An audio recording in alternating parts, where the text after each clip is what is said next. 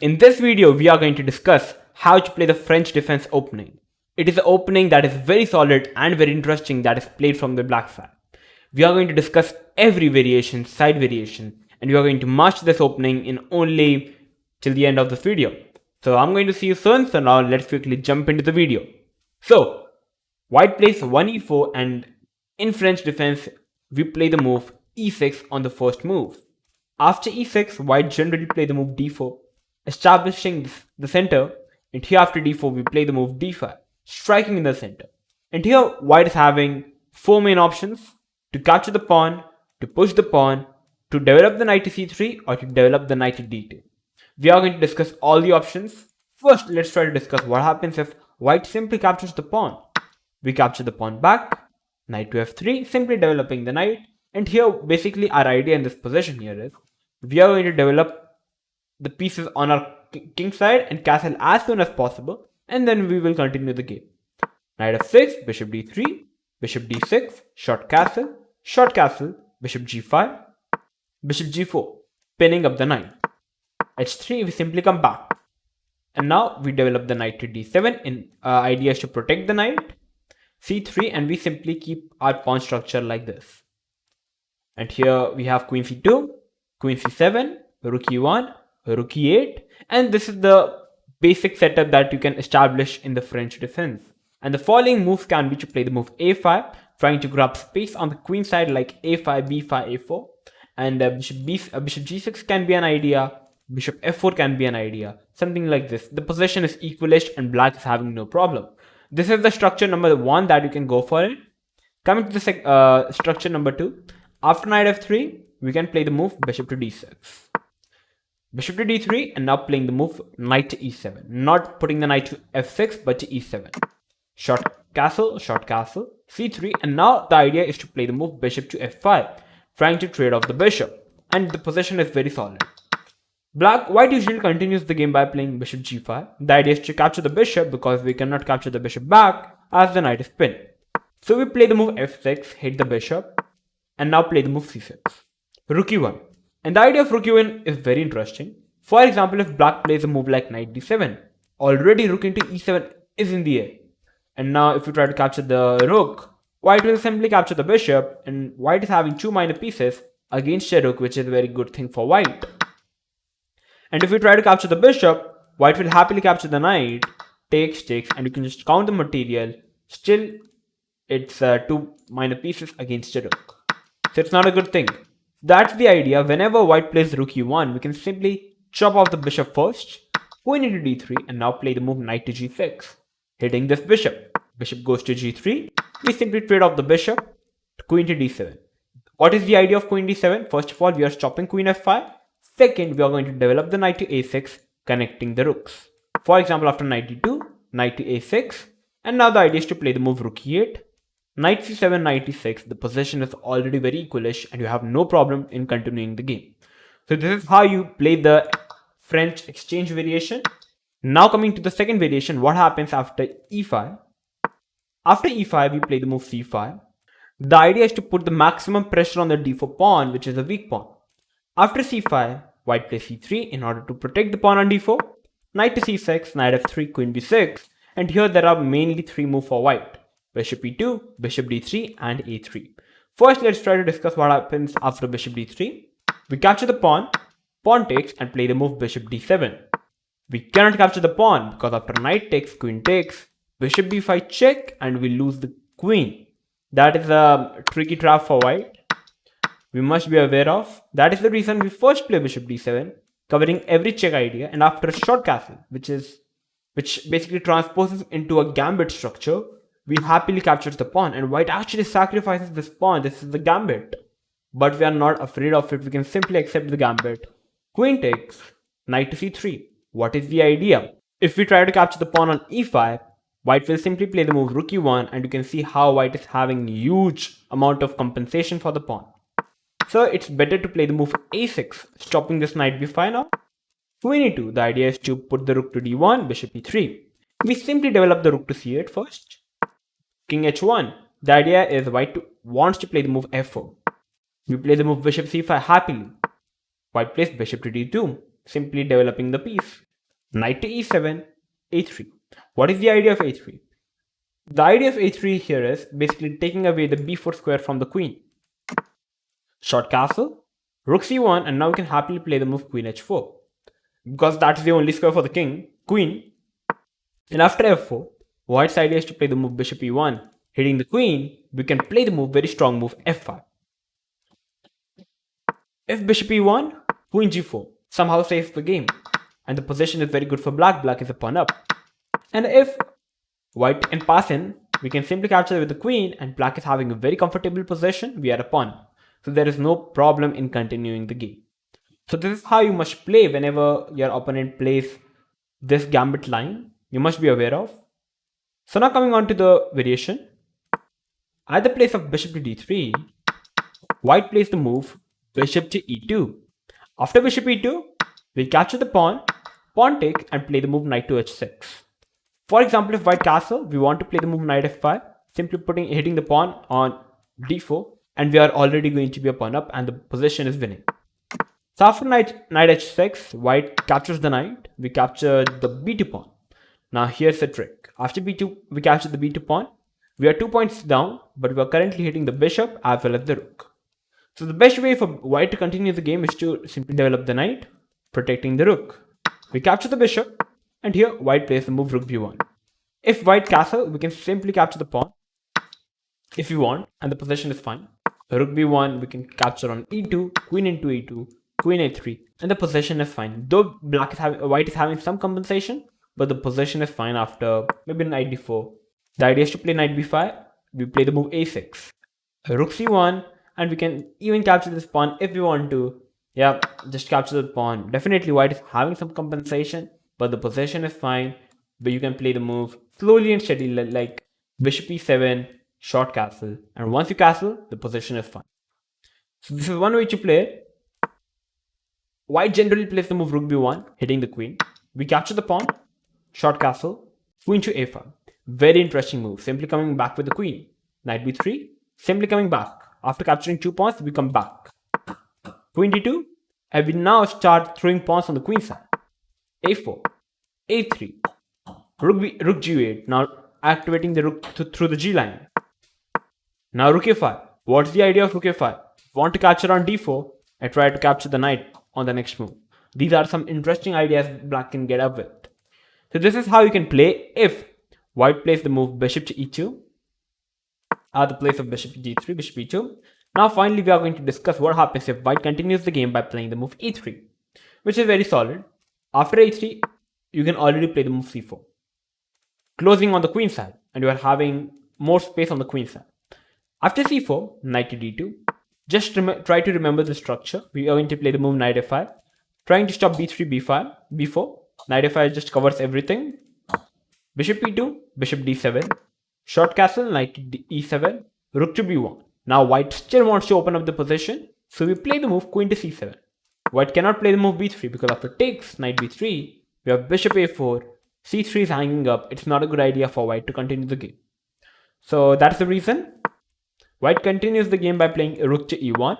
We play the move knight c8, knight to f1, knight to b6, knight to g3, h6. h6 is a move which is very essential. You must play whenever you are castling, just before castling. Because after h6, you cover the g5 square for the knight or bishop, and it eventually helps in the future. Bishop f1, and now finally long castle. h4 trying to grab space on the king side, but bishop e7, h5, rook g8, and the position is already very sound for black. The idea of black is to play the move king b8, bishop a4, g6, g5, expand on the king side, and it's completely one-sided play. This is how you can continue if you're playing with the black pieces. Very interesting way to play. So yeah, this is the way you must play whenever your opponent plays the move the e5, c5, c3, and your opponent plays the move a3. So we have covered everything under the advanced variation. So now let's finally jump into what happens if white plays the move knight to d2. After knight d2, you must continue the game by playing the move c5, trying to already open up the center. After c5, black is having 2 options to capture the pawn.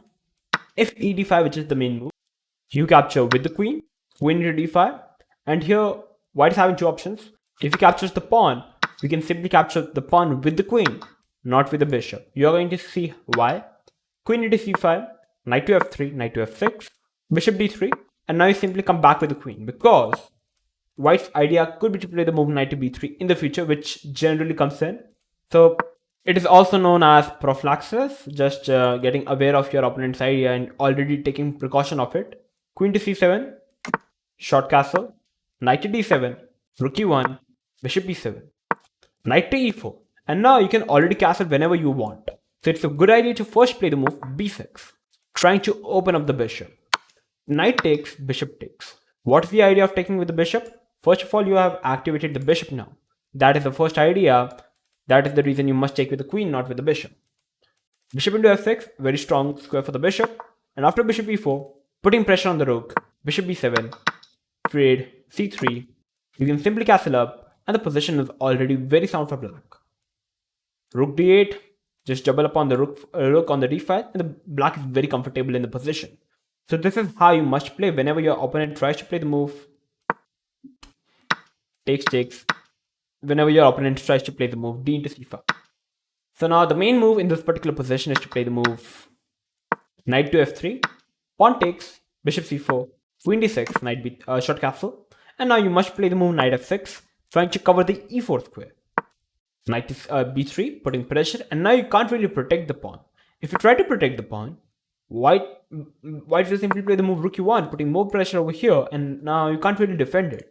If knight c6, white can even play the move bishop f4, and now you can no longer defend the pawn on e5 because you can't capture the bishop because the pawn is pinned up, and you are going to lose the game. That is the reason after knight b3, you simply play the move knight c6, giving up the pawn. If queen takes, you are happy to trade off the queen and play the move bishop to c5. It's a very interesting move. If knight to b5, you can already castle up, and if you are scared of such knight jumps, nothing is happening. Rook b8, bishop f4, already bishop d7, and you can sense nothing is happening because of this pin. You can play the move rook c8, just rook c8, or everything is fine for black. Black is already very comfortable. That is the reason white generally captures the knight with the knight.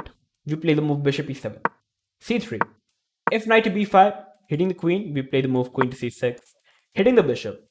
White plays the move queen e2, defending the bishop, and now we can happily play the move a6, hitting this knight, queen to c7, and now we can simply short castle, b5, bishop b7. Black is very comfortable. This is how you can continue.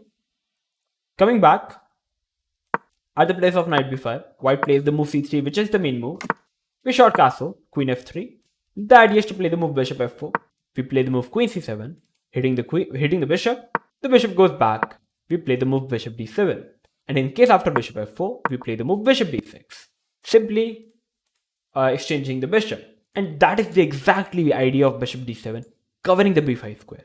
Because if knight b5 now, we are happy to take the bishop. We are happy to take the knight.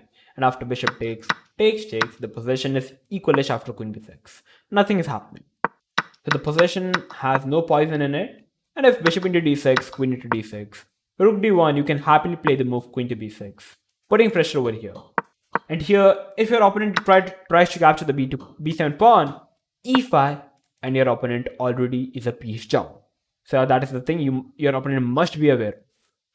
So this is how you can continue after knight d2 c5 if your opponent tries to capture the d5 pawn. If your opponent tries to capture the c5 pawn, you can capture the pawn with the bishop now. After pawn takes, I would like to recommend you to capture the pawn with the pawn now. What's the idea? First of all, you have opened up the bishop. Definitely you have the isolated pawn on the d file, but in the exchange of it, you have got a good amount of development ideas.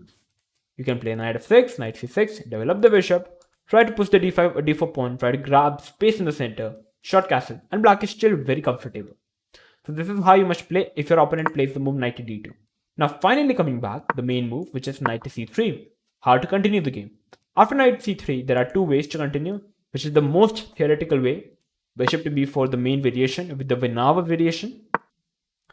e5 is the main move, c5. Just giving you a small example of the main line. c5, a3. We take the knight, knight to e7, queen g4, putting pressure on the g7 pawn. If you try to castle, it's not a good idea because white has some humongous attack on the king side. So it's better black plays the move queen c7. Queen take pawn, rook g8, sacrificing another pawn, but now we have c into d4.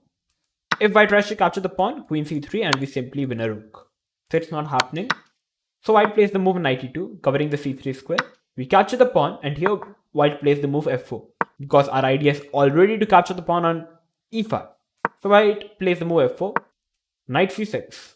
If white tries to capture the pawn, we can play the move first a6, and now we can look into capturing the pawn on e5 now.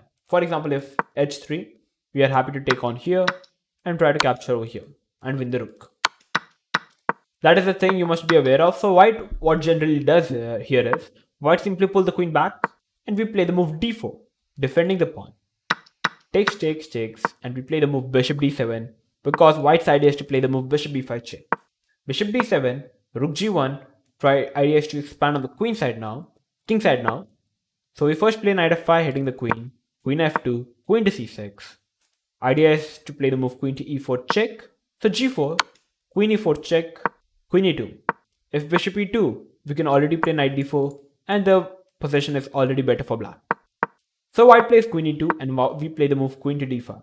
White cannot capture the knight because the rook is hanging up. So bishop g2, simply hitting the queen, and now we play the move queen to c5, hitting the rook. Queen comes into protection, queen f2, and now we play the move knight to d4. What's the idea? After knight to d4, we want to capture the pawn, because after queen takes, we capture the rook. So white cannot make a move like bishop e3. It's already losing on the spot after knight takes, queen takes, and you lose the rook. So white must play the best move, which is bishop to e4, long castle, bishop e3, putting pressure over here, bishop to c6, and now white must find the only move, rook to d1. If white goes for any particular trade, knight into c2 is coming up. The position is already winning for black. And if bishop into knight, still after rook d4, bishop takes, pawn takes, you can already penetrate into white's camp, and the position is already way good for black. That's the reason after bishop c6, white must play rook d1, and after rook d1, we can simply capture the bishop, takes, rook g3, putting pressure over here, king b8, takes, queen f5, pinning up the rook, and the position is equalish because it's the opposite color bishop. So this is the main variation. You can already see 26 moves, just theory. So I'm having even better option at the place of going for such a long theory. Just go for a simple line, which is knight f6, e5, knight d7, f4, c5. That is still the same. If you want to pressurize the d4 pawn, knight f3, knight c6, bishop e3, and we play the move a6, b5, expanding on the queen side.